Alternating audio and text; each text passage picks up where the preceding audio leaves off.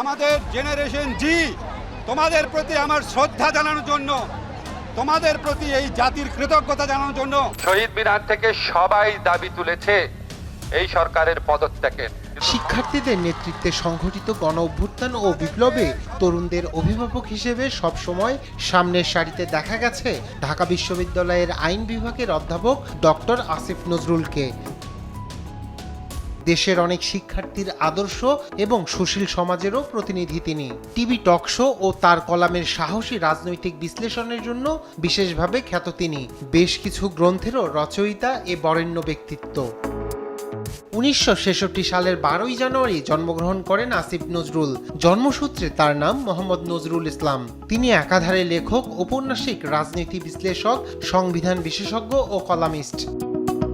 আসিফ নজরুল ঢাকা বিশ্ববিদ্যালয়ের আইন বিভাগ থেকে 1986 সালে স্নাতক ও 1987 সালে স্নাতকোত্তর সম্পন্ন করেন। 1999 সালে school of oriental and African studies university of London থেকে পিএইচডি সম্পন্ন করেন। পরবর্তীতে জার্মানির বন শহরের এনভায়রনমেন্টাল ল সেন্টার থেকে পোস্ট ডক্টরেট ফেলোশিপ অর্জন করেন।